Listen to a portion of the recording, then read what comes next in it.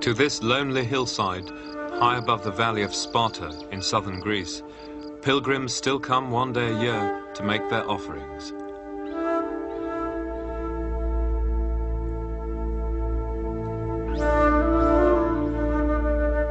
They light their candles to a Christian saint, but his altar stands on a far more ancient pagan shrine.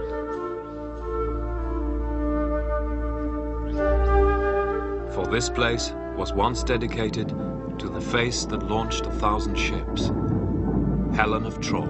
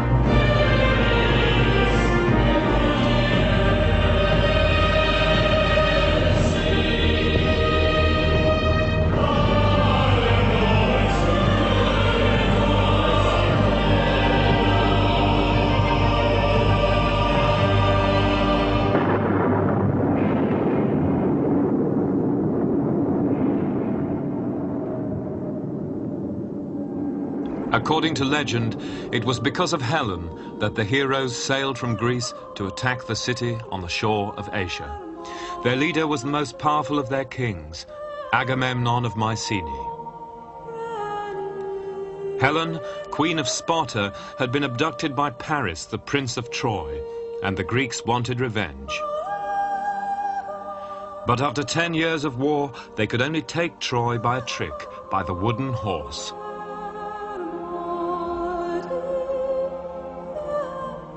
They demolished the city, slaughtered its men, and took the women back as concubines or menials.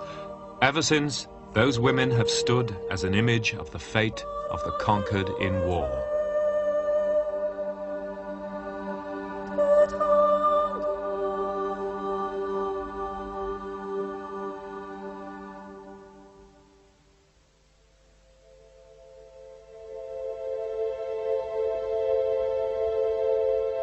The two most famous facts in the legend are also the most incredible: that a woman caused the war, and that it was brought to an end by a wooden horse.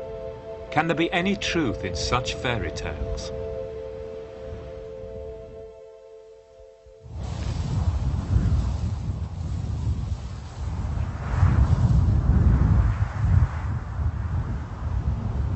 So far in our search, we have found that a city did indeed exist where Greek tradition said Troy had stood, near the mouth of the Dardanelles in what is now Turkey. There was a finely built royal fortress here on its windy ridge.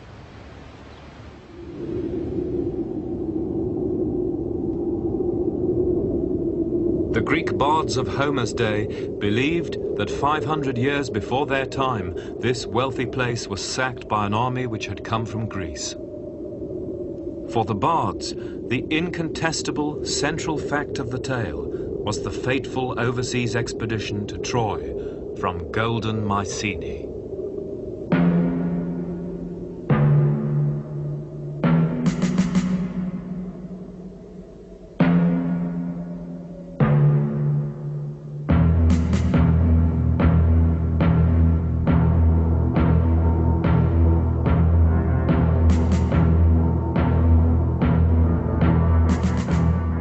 Mycenae, in the Peloponnese, southern Greece. The most powerful citadel in Greece in the Bronze Age, it has given its name to the whole culture, Mycenaeum.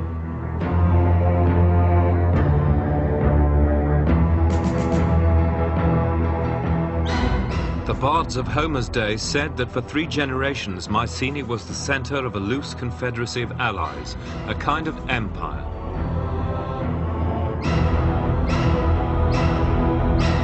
But could a historical Agamemnon have been a great king who commanded lesser kings to war? Could he have led an imperial expedition from this tiny place to devastate the shores of Asia Minor?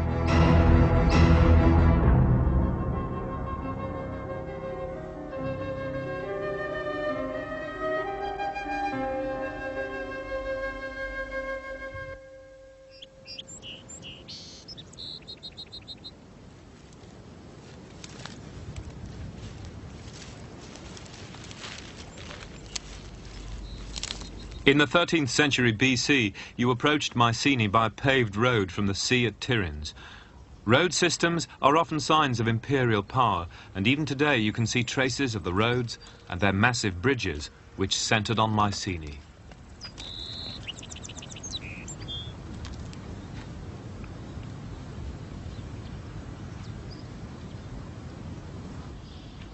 As you walked on up the valley, you came to the first of a series of tremendous royal tombs. Their facades once decorated with coloured marble imported from other parts of Greece. These so-called treasuries, built for kings of Mycenae in the generations before the Trojan War, made a great impression on the first excavator of Mycenae, Heinrich Schliemann.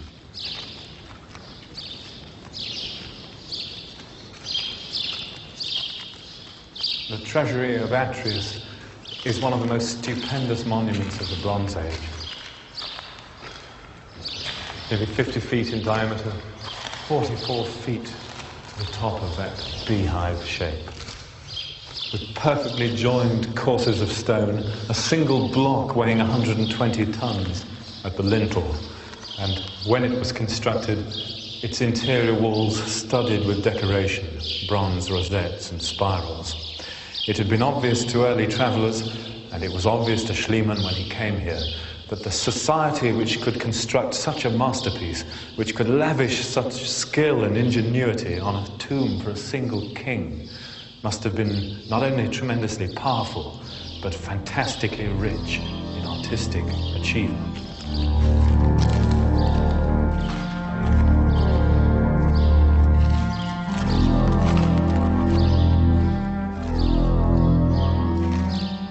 Once crammed with treasure, the tomb chamber is now wrecked, but we can imagine its walls adorned with beautifully carved slabs of alabaster.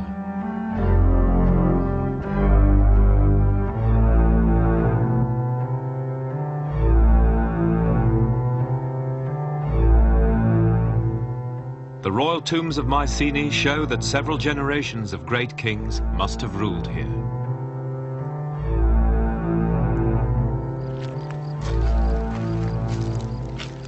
"500 yards away up the valley on its hill is the royal citadel itself, the residence of Agamemnon. The so-called Cyclopean fortifications of Mycenae were built around 1300 BC, a generation or two before the time of the Trojan War. Also part of this building program was the famous Lion Gate.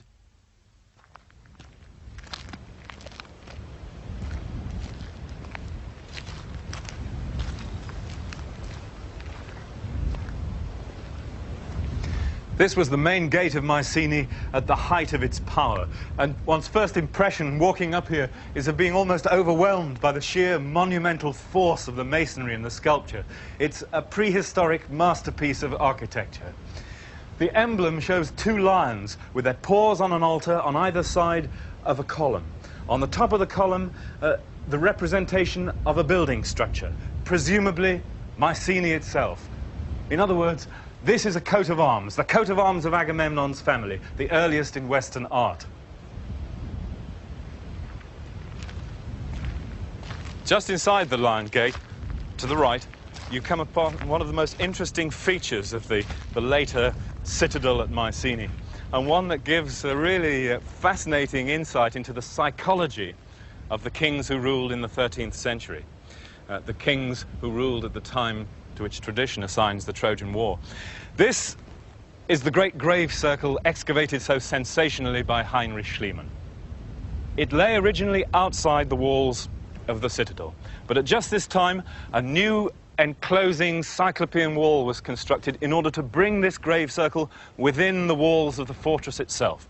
And the whole area was extensively refurbished in order to become an object of show.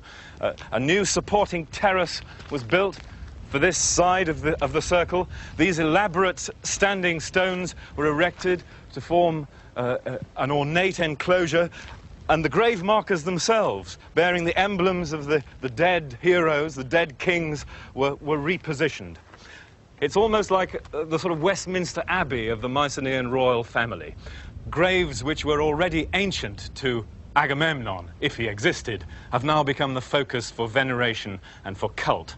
And the Mycenaean royal family itself, in the mid-13th century, is showing an acute awareness of history, of dynasty, and of pedigree.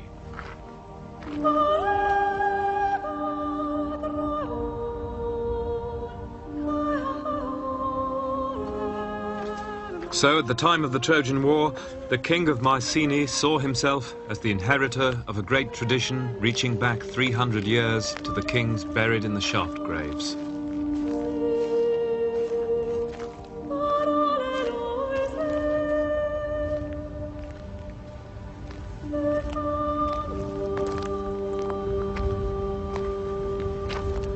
From the top, a truly royal setting.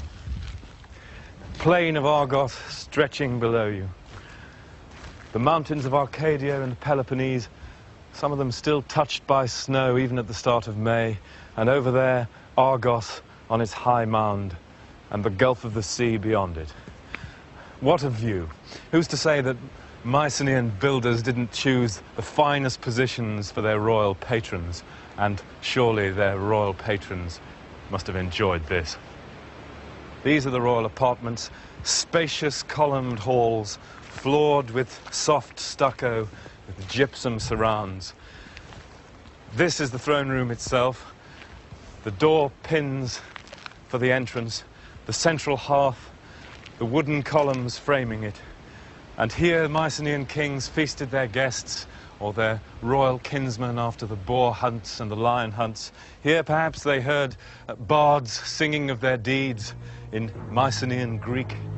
And around them, the walls glowed with frescoes depicting their deeds and the deeds of their ancestors.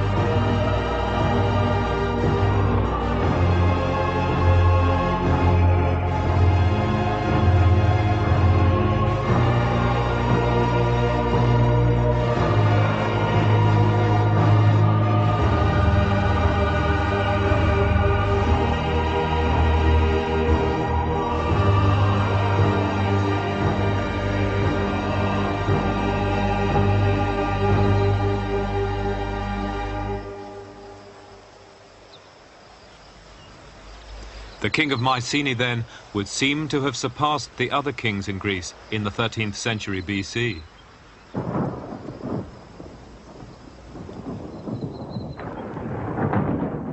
But is it possible that, as Homer says, such a wealthy and powerful king could have ruined himself in a war for a woman? For a woman, perhaps, of the kind portrayed on the walls of the Greek palaces?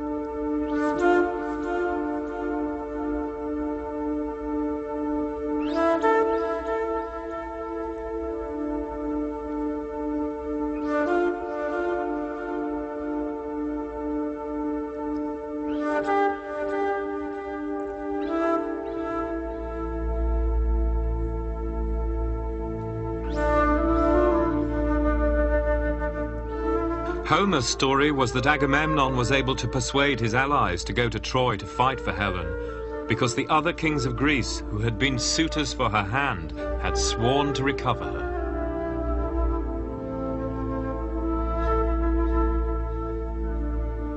George Milonas, present excavator of Mycenae. Agamemnon became the leader of this expedition, this common expedition, not because everybody that wanted Helen gave an oath to her father that he was going to defend her, but because Agamemnon was the most mighty leader of the period. And therefore, even the people that had an opinion there indicated that for this common enterprise, they chose the best man, the most mighty man, Yes. and that was Agamemnon. Not because he was an emperor or anything like that, exercising authority. And another thing, all these roads that we traced, they go up to a certain point. If it was an empire, you would expect those roads to go beyond that point that it was limiting the other. So you don't believe in an empire in the modern sense? No, I don't believe in an empire. I believe that Mycenae was a very important state. I believe that it had a tremendous commercial activity. I believe that it communicated to the sea by means of Tiryns. I believe that Tiryns was a dependency of Mycenae, that the king of Mycenae had one of his sons maybe out there as a prince, because no ruler would have allowed another person to build such an important place that might have become a source of the beginning of an attack against his. And you must remember that the people there, the people that lived, that formed this state, lived outside the walls, scattered all over the area. The plain of Argos below Mycenae could have supported 500,000 people in the Bronze Age. It's ringed by huge fortresses, the biggest of which is Tiryns. Tiryns of the Great Walls, as Homer calls it, from which, legend said, King Diomedes led 80 black ships to Troy.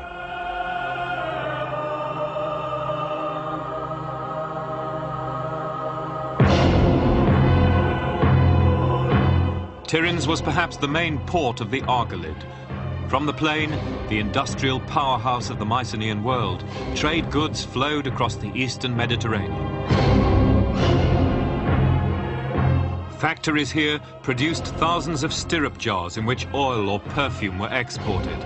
In return, the Greeks imported raw materials such as tin and copper to make the bronze weapons on which their power rested.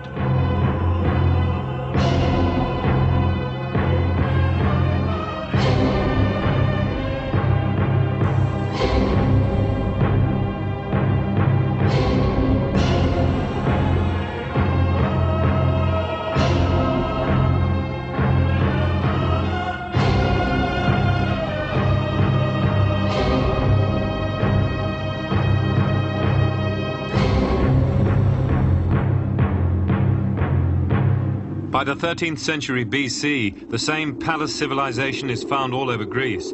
It has been called the Age of Imperial Mycenae. If we use the word imperial of Mycenae, we need to be very careful about what we mean. Homer says that Agamemnon was king of southern Greece and of many islands. And when you look at a map like this, with Mycenae in red stretching across the Aegean, that seems very plausible. But this is a map of Mycenaean contacts and settlements, and it shouldn't delude us. What we really need to know is the internal political geography of mainland Greece. And a lot more is known about that than was known in the days of Schliemann and Dörpfeld and even Blegen. It would appear that mainland Greece was divided into about 6 or 7 powerful city-states, much bigger than later classical ones, with high degree of prosperity, large populations, and massive technology, especially military, much of which was aimed against each other. 2 of these kingdoms we know a great deal about because of the Linear B tablets, Knossos and Pylos. And there we have clear pictures of highly centralized states dominating their areas of central Crete and of Messenia. It gives us, I think, a plausible model, at least to work with, that what we have here is a series of city-states, sometimes friends, sometimes enemies, who could, at certain times, acknowledge the leadership of the most powerful.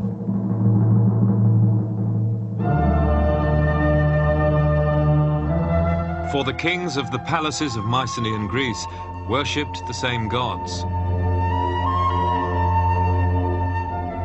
They spoke the same language, recorded on identical Linear B clay tablets. They shared the same artists, architects and stonemasons, and the same taste in decoration. There was constant exchange between them of luxury goods and raw materials, whether expensive ornamental stone or oil or perfume in mass-produced stirrup jars. But if this loose confederacy cooperated so closely in time of peace, could they not have done so in time of war?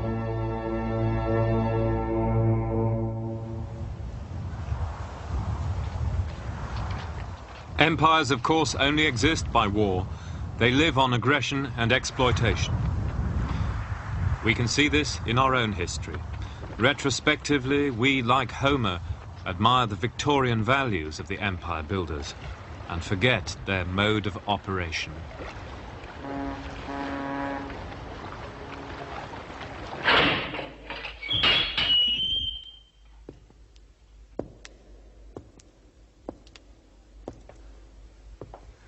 These are the vaults of what was one of the oldest private banks in Liverpool, Haywards. They were built in 1799. And these are the accounts of a Liverpool family who owned estates in Jamaica around about that time. They itemised not money or stocks and shares, but people. Eleanor, a nurse, aged 42, healthy. Charlotte, a field hand, aged 37, sickly. Mary, unemployed, aged 3½. They're African slaves, originally from Angola or the mouth of the Congo River. And it's astonishing to think that only 150 years or so ago, this is what lay behind the glittering facade of the British Empire. Well, it's a remarkable fact, but records exactly like this exist for Bronze Age Greece. And they may point us not only to the Trojan War, but towards the real-life women who may be the basis of the legend of the carrying off of Helen of Troy herself.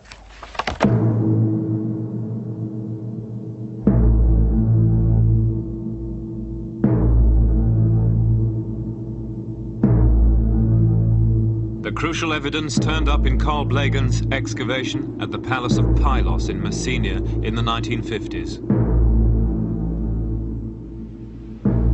Pylos, in Homer's story, is the home of Agamemnon's trusty old ally, King Nestor.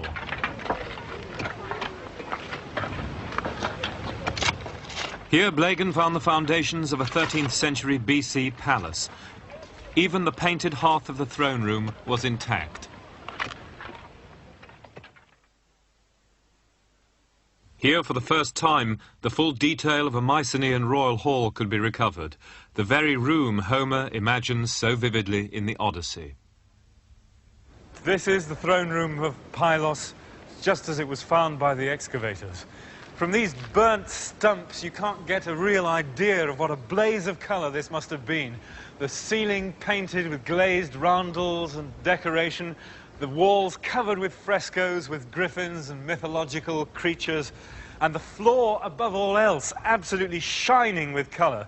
Most of it's been covered now to protect it from the feet of the many visitors, but you can make out here that, in fact, it was originally covered with painted stucco, with crisscross lines all over it, making about 100 squares of colour, with different designs in all of them. Linear designs, wavy designs, shell designs, fish, octopus. So the whole floor was a blaze of blues, reds, whites and blacks.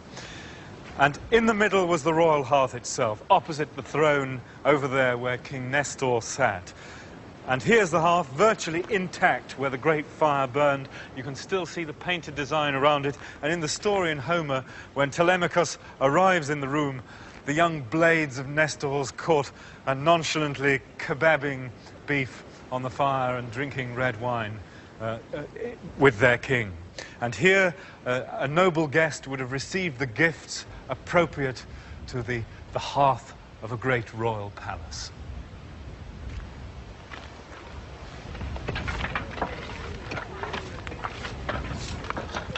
But Blegen's most remarkable evidence concerned the lives not of the rich, but of the thousands below stairs. In the archive room, he found hundreds of linear B tablets written in Bronze Age Greek, which itemized the lives of the workers, and especially women workers. Associated with several groups was a word linon, flax, from which our word linen comes.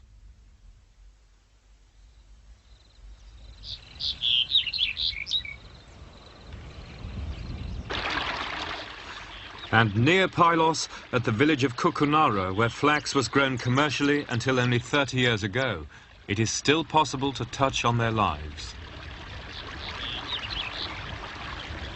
This little stream is called Linaria, Flax River. And here for hundreds, probably thousands of years, the women of Kukunara have come, for it is women who perform this back-breaking task, come to the banks here to crush and break up the fibres of the flax stalk before laying it out for a week to rot in the warm, shallow water of the river, then drying it, and combing it and spinning it in order for it to be woven. But in the Bronze Age, they must have used it most of all for rope and for sails, the sails of ships, perhaps, that wafted Nestor to Troy. Troy seems a long way away from this idyllic place, but it's this very place that gives us a direct human contact with the ordinary people who lived and died all that time ago. And it's the flax women themselves who are the contact, because the tablets from the palace say that the women who worked the flax in this region, and presumably on this very river 3,000 years ago, were women from the coast of Asia Minor, from the coast below Troy, from Miletus, Halicarnassus and Cnidus. They must have been slaves. The tablets speak of rations for groups of 500 women, living perhaps on great estates where they worked the state industry, the flax industry. They were kept together. The tablets, for instance, speak of 21 women from Cnidus with their 12 girls and their 10 boys, not like American slave plantations where the families were broken up. And that, to my mind, is the strongest connection with the period of the Trojan War. That is a real direct contact, a truer and more eloquent testimony than trade routes to the thought world of Agamemnon and the sackers of cities. The surviving tablets list 1,700 foreign women and children on the flax plantations around Pylos.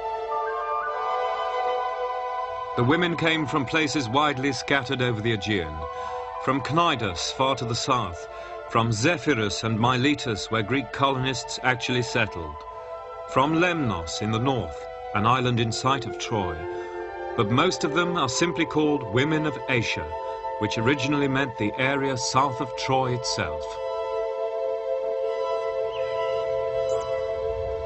If this is the correct interpretation of the tablets, it's crucial evidence in our search. Dr. John Chadwick of Cambridge University, who participated in the decipherment of the Linear B tablets, is an expert in the Pylos archive. It is very much as if you tried to reconstruct the administration of present-day England by going through half a dozen waste paper baskets in Whitehall and drawing your conclusions from that. Now, with that first statement, I would go and say from this, the existence of personal slavery seems to be very questionable. There are only a few cases where we know of slaves belonging to important people. And it is not a slave-owning society in the classical sense at all. There is one exception to this, and that is in the royal establishments. At Pylos, we know there were about 500 women of menial status. They've got their children with them, but they have no husbands. Almost certainly they're slaves, and for the most part they're employed as what we would call industrial workers. If you compare it with Homer, it's an incredibly bureaucratic society, isn't it? It's not heroic at all. It's not heroic in that sense. No, it is a bureaucratic administration, and everything is carefully recorded and docketed. You cannot spend anything, you can't issue anything from the stores without filling in a chit. But it's still possible that Mycenaean kings or sons of kings could have ranged far and wide on predatory forays, even buying or seizing slaves. That is quite possible. Certainly we can be sure Pylos had a fleet. It was certainly mobilizing its fleet at the time when the tablets we have were written for its own defense. So there is no reason why in more favorable times they should not have been engaged in expeditions overseas, We know some of these women I've just mentioned are specifically called booty. They come from some kind of piratical or warlike operation. We also have groups of women whose titles indicate an origin on the east of the Aegean, from Anatolia. Again, we don't know why they're called by these titles, but it does suggest that Pylos had wide-ranging contacts across the Aegean.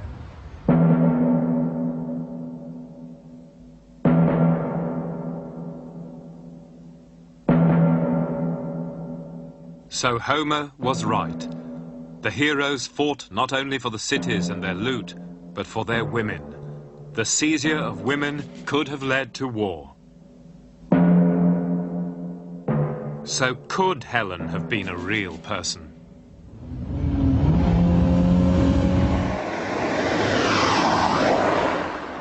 The next stage of the search was obvious: to go to Sparta, where Helen was supposed to have lived with her husband Menelaus, brother of Agamemnon of Mycenae.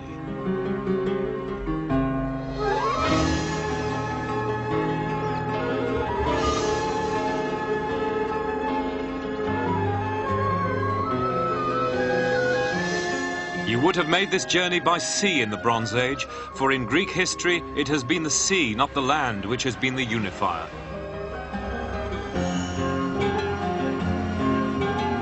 This road through the Tigris was only blasted through in the 1970s. Before then, you had a 12-hour mule trek.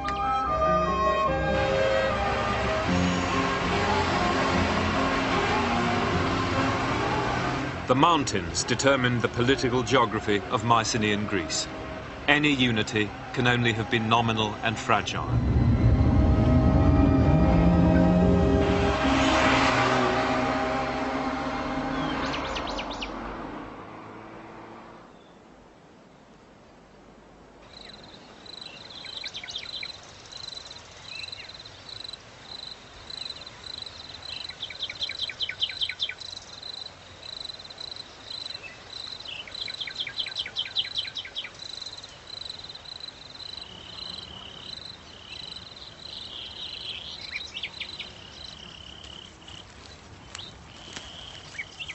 On a steep hill above the plain of Sparta stands a monument.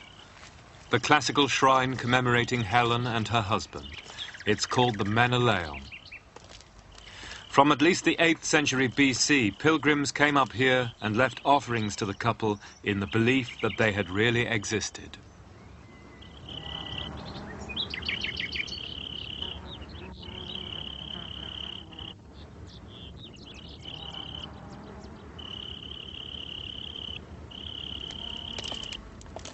A century ago, Schliemann came here and found nothing, but new excavations have located part of the palace, if a rather second-rate one, which could have been Helen's. Does the archaeology give any support to the idea of the Spartan Helen and her husband from Mycenae? The Mycenaean sites spread over all these three hills here with their magnificent views over the valley and the Tigris Mountains.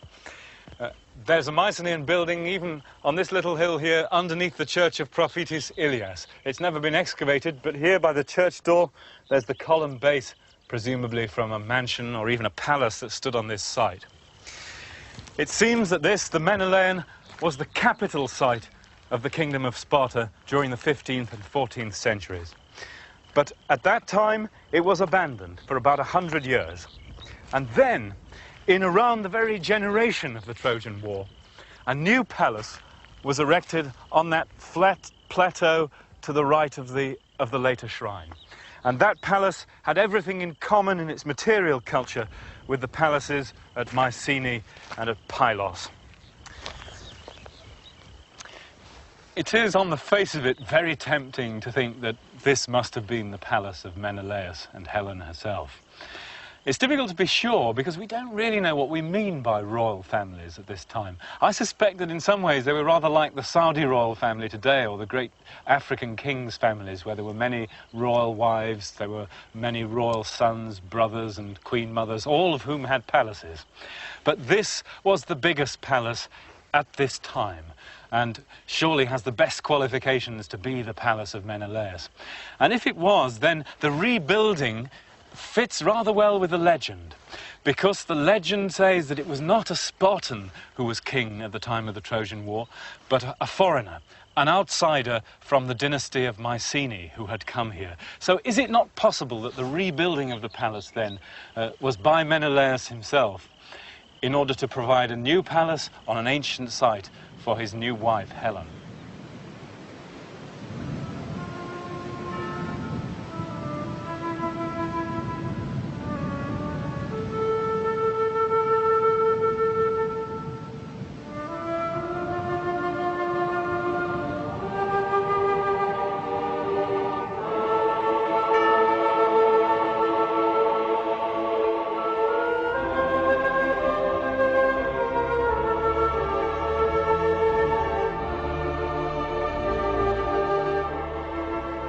And long after Christianity had replaced ancient paganism, the holy aura of the hill remained. Even today, pilgrims come here, the aged and the sick, to keep their vigil once a year with the saint, and perhaps his shadowy predecessor, whoever she was.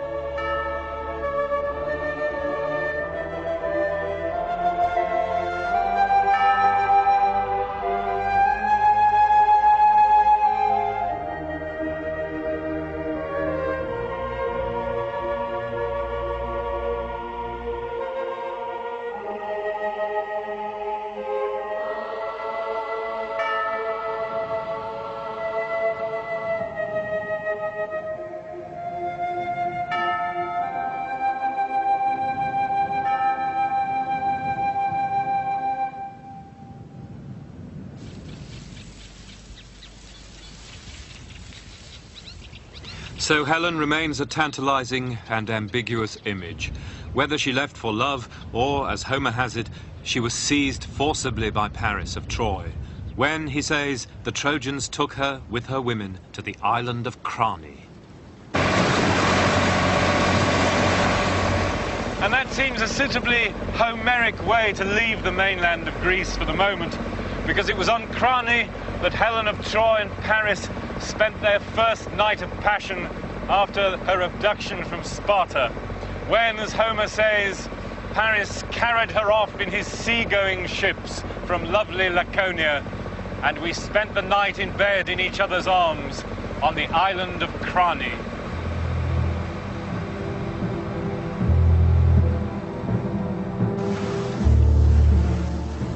And so they sailed overseas to Troy, to be followed by a Greek armada of 1,000 ships, bringing ruin upon the city and, as Homer says, pains 1,000-fold upon the Greeks.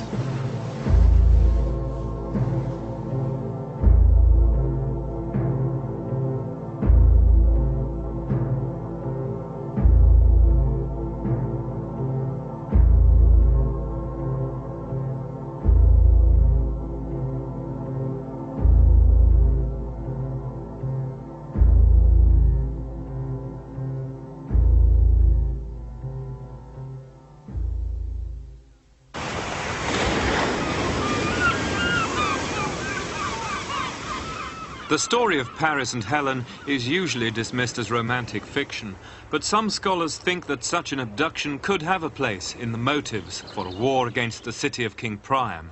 Professor John Lewis of Trinity College, Dublin.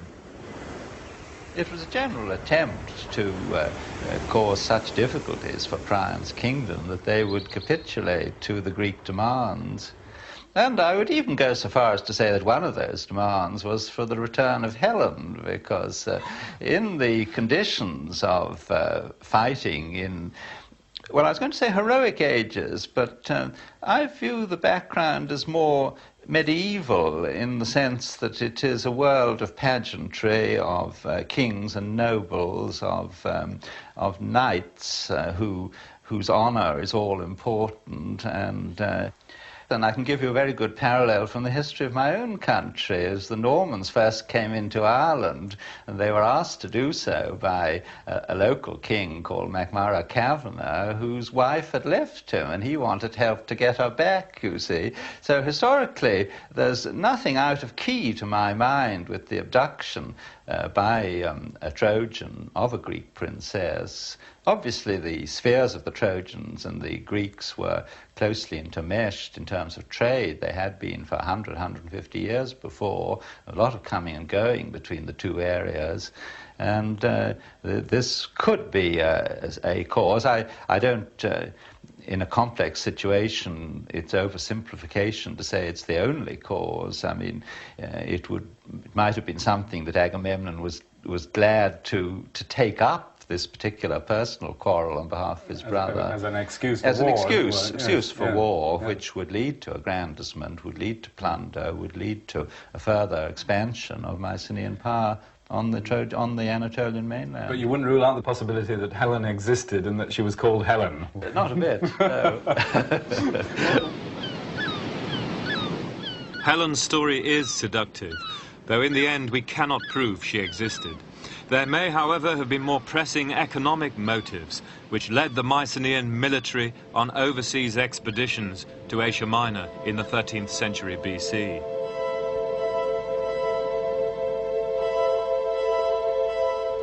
The massive building projects at Mycenae and Tiryns came at the end of a long and stable period of economic growth. But despite the outward show, the 13th century BC seems to have been a period of growing economic decline.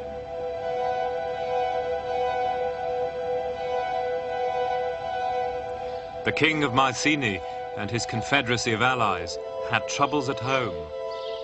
There was overpopulation. Their trade routes were under threat. The factories in the Argolid were on half production. The kings needed treasure, loot, and slaves to keep their army loyal. They needed foreign war. It was in the nature of their rule. Economic necessity, or the world's most beautiful woman, the motive hardly mattered.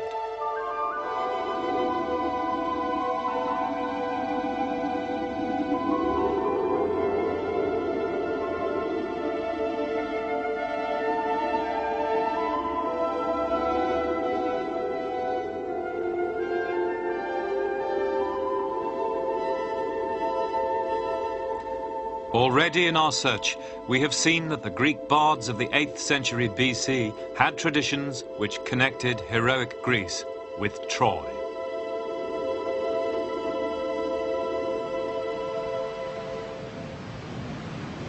But is there archaeological evidence at Troy to back up their story? Hisarlik, northwestern Turkey. Here, Greek bardic tradition said Troy had stood. Even before Homer's day, this overgrown and obscure ruin by the Dardanelles had become the focus of the Greeks' national epic. Here, their bards said had been a city of fine walls with strong gates and towers, a beautiful city standing high above the windy plain, a city whose kings were rich and civilized oriental potentates, famous for their fine horses.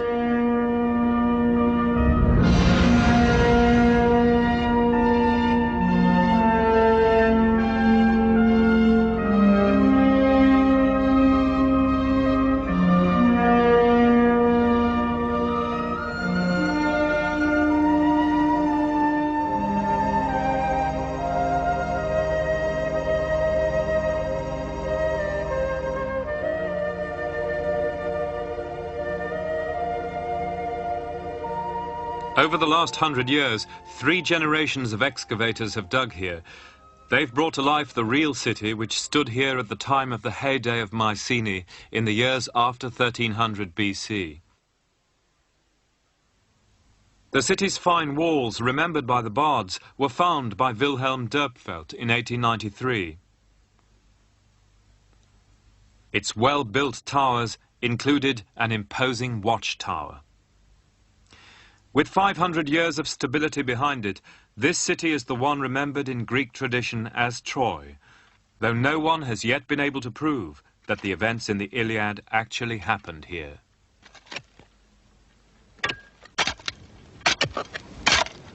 The last excavator of Hissarlik discovered that the city had extensive outside contacts, which were suddenly severed towards 1250 BC. In his finds of pottery, Carl Blegen found evidence of a trade with Cyprus and Syria. But remarkably enough, and perhaps this was a clue to its wealth, the oldest trading connections of the city were with none other than Mycenae itself.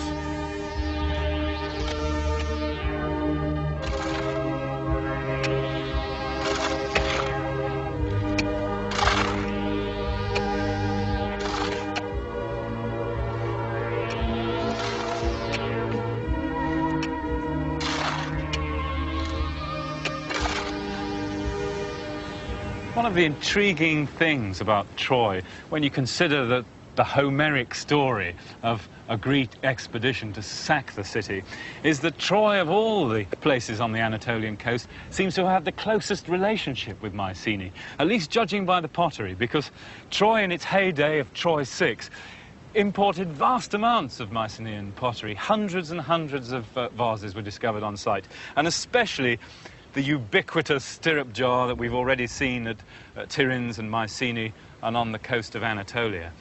What Troy gave in return, the source of Troy's wealth, is almost impossible to say. Perhaps it was textiles, it may have been fish, it could even have been, as Homer says, that they bred and exported horses. But whatever the reason for their wealth, this place at its height was certainly a wealthy city. The people who lived in this citadel were able to build really grand houses like this one. This long rectangular building, you can make out its lines with these two central columns here. That one's lost the top level, so the ceiling would have been about 10 feet above the ground. The lower story built of stone, the upper one perhaps of wattle and plaster, mud brick or timber, rather like buildings in Anatolia today. But this would have been a princely dwelling for one of the chief citizens of Bronze Age Troy. Maybe a royal kinsman like Hector himself. I think we should imagine only 20 or 30 of these houses with the royal palace on the hill.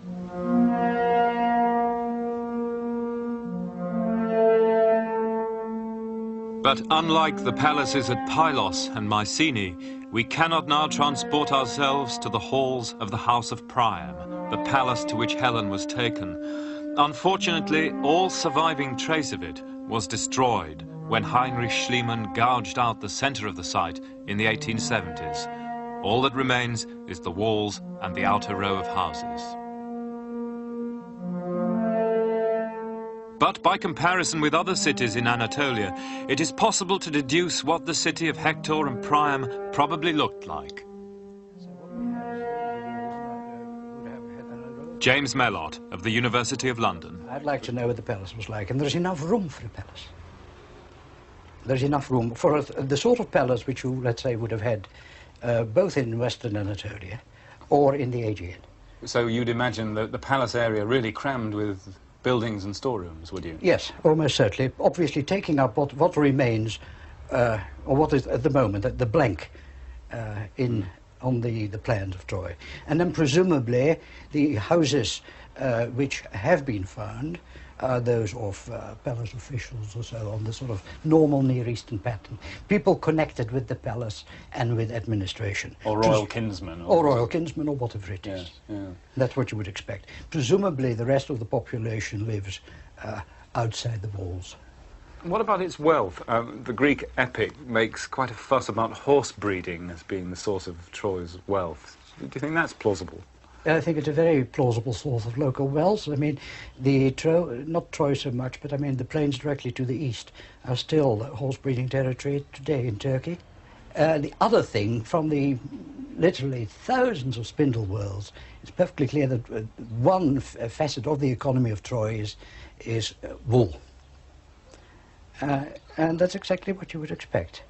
And of course, the one other thing, I mean, if one goes by some of our Pylos texts, slaves, of course.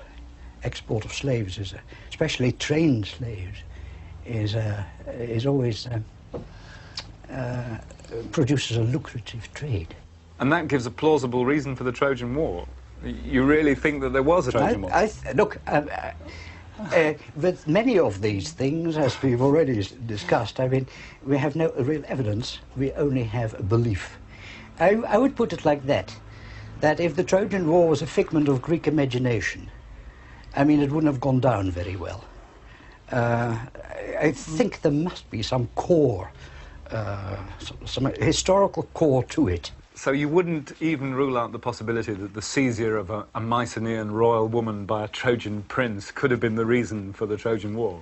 The idea that they may have annoyed the Mycenaeans, I mean, is by no means impossible. People pointed out, of course, that Homer's idea of Alexander or Paris of Troy, I mean, running off with one of the Mycenaean king's wives is far-fetched. I would not say that stranger things haven't happened in the Near East.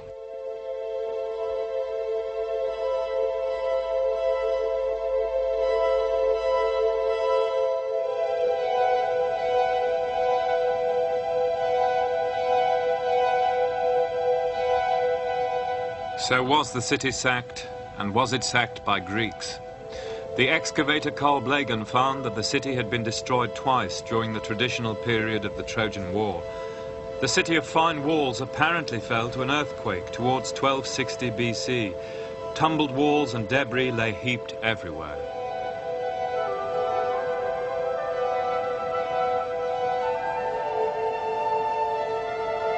A shanty city built on its ruins was burned by the hand of man some decades later.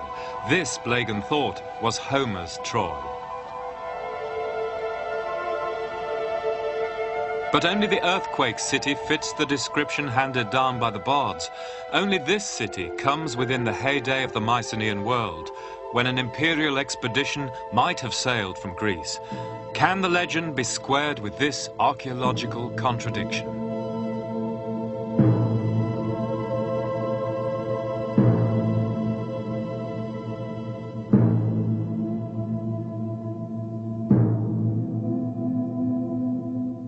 The legend says the fall of Troy came about in a most extraordinary way.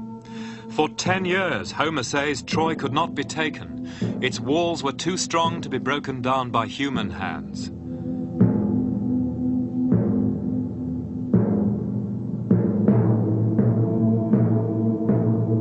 Then the Greeks built a wooden horse, inside which they hid armed men.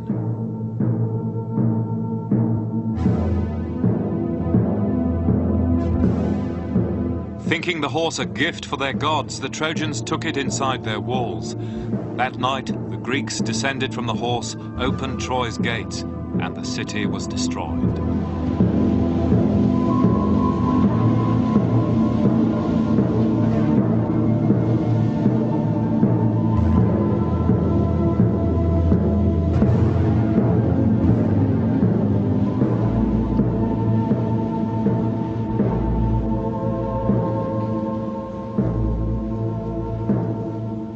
Since ancient times, people have found it impossible to believe in the literal truth of this tale, but now a new and ingenious theory has offered an explanation. The horse is the image of the most prominent god in the Mycenaean pantheon, Poseidon. And according to the legend, it was only through Poseidon's help that the walls of Troy were brought down. And Poseidon, the master of horses, was the god of earthquakes.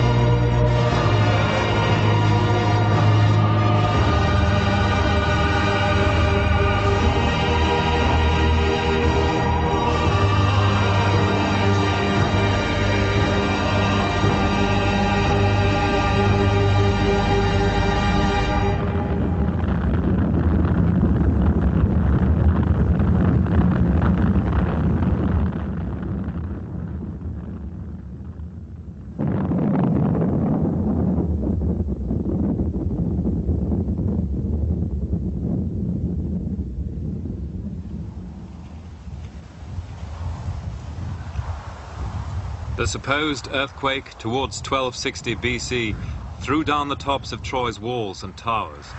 According to the new theory, and it is only theory, it was the earthquake which delivered Troy to the Greeks, who seized this moment to sack their enfeebled former friend, plundering its fabled riches and killing its menfolk. So, in the strange folk tale of the wooden horse, the bards were perhaps unknowingly handing down a garbled memory of the wrath of Poseidon.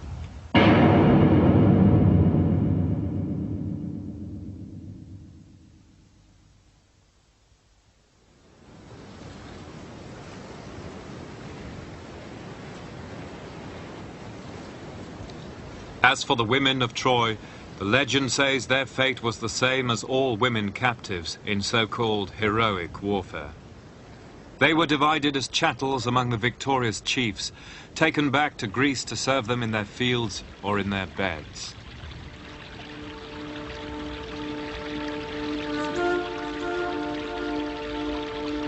Some perhaps to work in the flax fields of Pylos, where a generation or two later they are recorded as women of Asia. Some, says Homer, to draw water at the spring below the hill of Sparta, taking their orders from the woman who had caused it all, Helen, who had returned to Sparta to rule as queen again.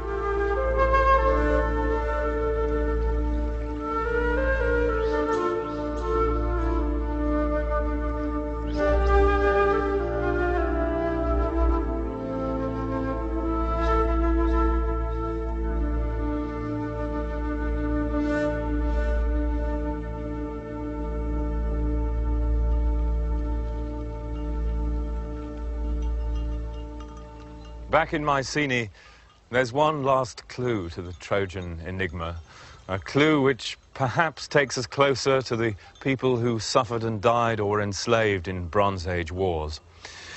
This is a piece of grey handmade pottery. It was made in the region of Troy and the nearby island of Lemnos, and it was found along with many other pieces down there in the workers' hovels which crouch below the great citadel of Mycenae. Let the imagination play, and is it not possible that this was made by the same kind of women that we met in the palace at Pylos? Women brought over from Asia Minor as slaves from Cnidus, Miletus and Lemnos. Women whose memory, in this case, will far outlive the physical existence of their home. The women of Troy. That is just imagination, I stress. There is so far in our search no concrete proof that the Trojan War ever took place. And the trouble is that by their very nature, Homer and archaeology cannot prove such a fact. In order to do that, you would need primary sources, narratives, documents, letters. You may say, it's impossible that such things could exist for the Bronze Age, but astonishingly they do. And in order to find them, we must go far to the east, into Asia Minor itself, to the Hittite Empire of Anatolia, where, amazingly, diplomatic archives have been discovered which cover this very period and which could show that a Mycenaean king was campaigning in person on the mainland of Asia Minor, and that perhaps the Trojan War did indeed take place. Next week, we will look at the Asian context for the Trojan War.